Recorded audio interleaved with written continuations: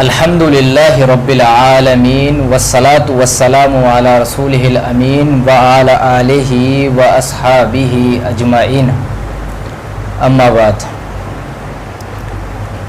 اللہ کے فضل و کرم سے اہل الحدیث کی دعوت، جو کہ قرآن اور سنت اور فہم سلف کی روشنی میں بیان کی جاتی ہے، کیونکہ قرآن اور سنت کو اہل الحدیث نے سمجھنا ہے تو وہ سلف صالحین کے فہم پر سمجھنا ہے، تو یہ اہل الحدیث کی دعوت ہے۔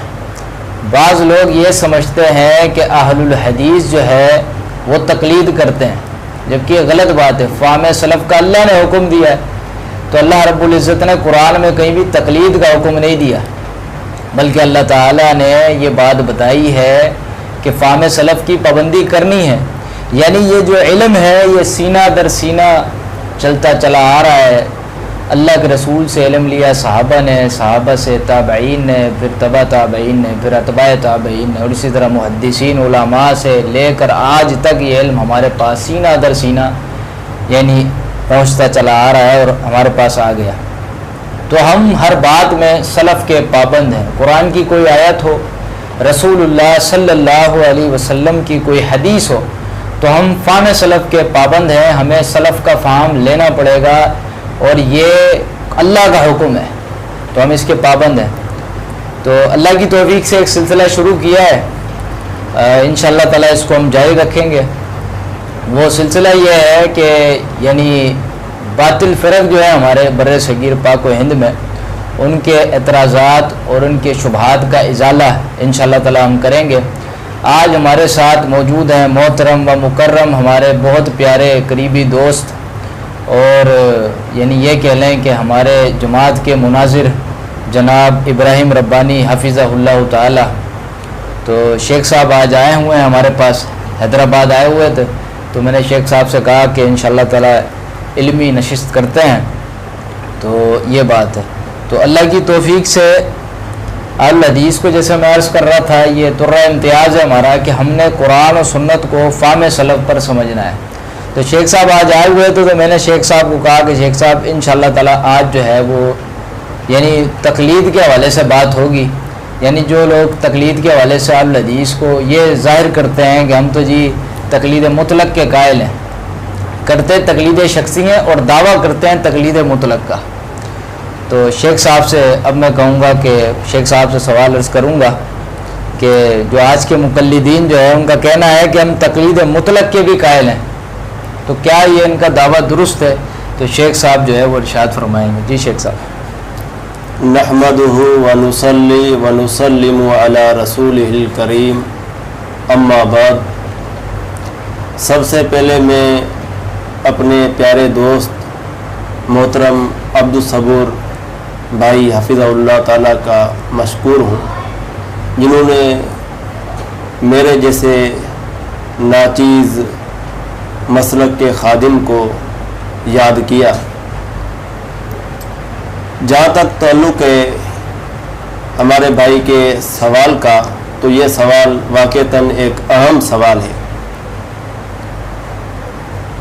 دنیا میں جتنے بھی مقلدین موجود ہیں وہ سب کے سب تقلید شخصی کرتے ہیں، تقلید مطلق کوئی بھی نہیں کرتا، چاہے حنفی ہوں، چاہے مالکی ہوں، شافعی ہوں، حنبلی ہوں، جو بھی ہوں، یہ سب کے سب تقلید شخصی کرتے ہیں، مطلق نہیں کرتے۔ جی بالکل۔ اصل میں کیونکہ تقلید شخصی جو ان میں دعویٰ کر رکھا ہے، جو کر رکھی ہے، اس پر یہ لوگ بات نہیں کر سکتے، بالکل صحیح بات ہے، اس پر ٹک نہیں سکتے، اس لیے منظر عام پر آ کر اپنے موضوع سے پھر جاتے ہیں۔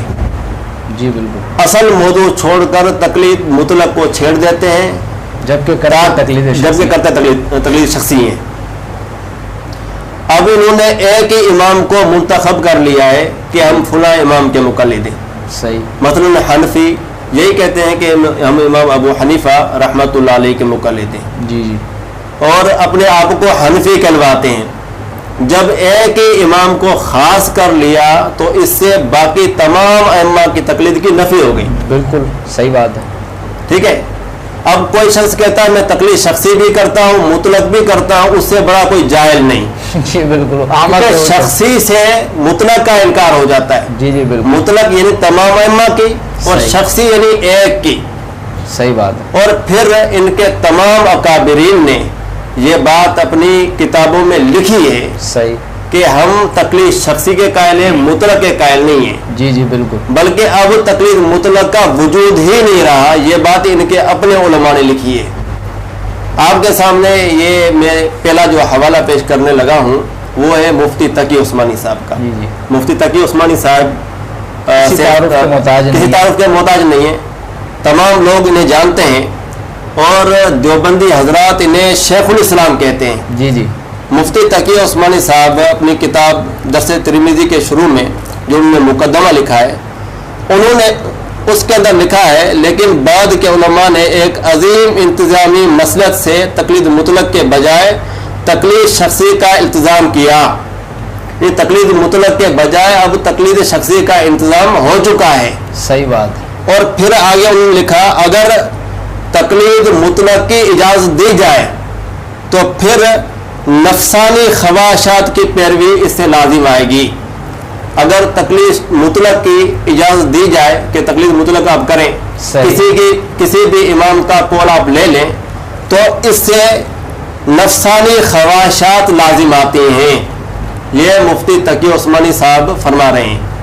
مفتی صاحب کی دوسری کتاب تقلید کی شرعی حیثیت، یہ مسئلہ تقلید پر مفتی تقی عثمانی صاحب نے کتاب لکھی ہے. اسی میں مفتی صاحب تقلید شخصی پر بحث کرتے ہوئے یعنی یہی بتاتے ہوئے کہ اب جو وجود ہے وہ تقلید شخصی کا ہے، مطلق کا نہیں. مفتی صاحب فرماتے ہیں اب اگر تقلید مطلق کی عام اجازت ہو اور ہر شخص کو یہ اختیار دے دیا جائے کہ وہ جس مسئلہ میں جس فقیہ کی چاہے تقلید کر لے، تو اس قسم کے اقوال کو جمع کر کے ایک ایسا مذہب تیار ہو سکتا ہے جس کا بانی نفس اور شیطان ہوگا. صحیح بات ہے. مطلب کہ اگر تقلید مطلق کی جائے تو اس مذہب کا بانی جو ہوگا وہ نفس ہوگا اور شیطان ہوگا. اور دین کو اس طرح خواہشات کا کھلونا بنا لینا کسی کے مذہب میں بھی جائز نہیں. صحیح بات. مطلب کہ کوئی بھی مذہب تقلید مطلق نہیں کرتا. تو شیخ صاحب یہ بے فضول میں الزامات لگاتے ہیں الحدیث کی طرف کہ الحدیث تقلید مطلق کرتے ہیں. یعنی اگر جرح و تعدیل میں ہم کسی جیسے امام ذہبی کی کوئی بات لیتے ہیں کسی راوی کے بارے میں اس کے ثقہ یا ضعیف ہونے پر، تو یہ جاہل حضرات کہتے ہیں کہ جی آپ نے تقلید کر لی، پھر تو یہ بھی مقلد ہوا ہے. جرح و تعدیل کے اصول تو یہ بھی مانتے ہیں، ان کے فہم پہ یہ بھی اعتبار کرتے ہیں، تو پھر یہ بھی مقلد ہو گئے، بالاولیٰ مقلد ہو گئے. بالکل. یہاں پر دو باتیں قابل غور ہیں. پہلی بات یہ کہ جرح و تعدیل کے حوالے سے علماء کے اقوال مان لینا، جی جی، اور اصول حدیث کی جو باتیں ہیں وہ محدثین سے لینا، صحیح، اس بات پر پوری امت کا اجماع ہے. صحیح ہے. اور ان کی مسلمہ جو کتب ہے اصول فقہ کی کتب مسلم ثبوت اور ان کی شرح، ان میں واضح طور پر لکھا ہوا ہے کہ اجماع کی طرف رجوع کرنا تقلید نہیں ہے. صحیح. اجماع کو ماننا تقلید نہیں ہے. اور امین وقاری صاحب نے تجلیات صدر میں لکھا ہے کہ تقلید ہوتی ہی اختلافی مسائل میں. صحیح صحیح. جن مسائل میں اختلاف ہوتا ہے ان میں تقلید ہوتی ہے، جبکہ اصول حدیث کو ماننا اور ثابت ہے جو ہے ائمہ سے راویوں کے متعلق ائمہ کے اقوال پیش کرنا جرح و تعدیل کے حوالے سے، اس پر پوری امت کا اجماع ہے.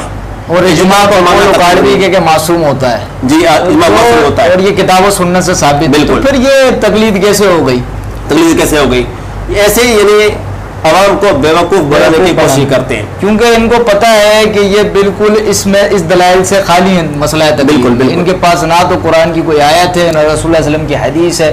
پھر کبھی جو ہے صحابہ کو غیر فقیہ بناتے ہیں، پھر صحابہ کو مقلد بنا دیتے ہیں. جی بالکل آپ نے درست فرمایا. بھائی غیر فقید ہے تو پھر کوئی غیر فقیہ کا مقلد کیوں ہوگا؟ نعوذ باللہ. پہلے صحابہ کو غیر فقیہ بناتے ہیں کہ ابو ہریرہ رضی اللہ عنہ کہ غیر فقید ہے، پھر کہتے ہیں میں یہ لکھا ہوا، پھر کہتے ہیں کہ وہ صحابہ مقلد ہے. تو غیر فقید ہے تو پھر مقلد کس کا تھا؟ آپ کیا تو فقہاء کی تقلید ہے نا. جی بالکل. تو پھر اس باتوں میں بھی تناقض کا شکار ہے. بالکل بالکل. تو کتنا تناقض بہت ہیں ان کے.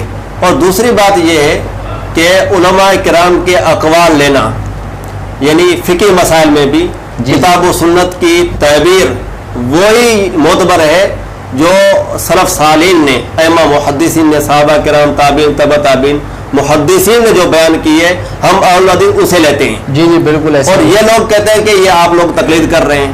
اسی طرح ہمارے بعض علماء کے حوالے بھی یہ پیش کرتے ہیں کہ انہوں نے کہا کہ تقلید مطلق جی جی جائز ہے. جیسے ان کا نذیر حسین دہلوی کا یہ حوالہ دیتے ہیں.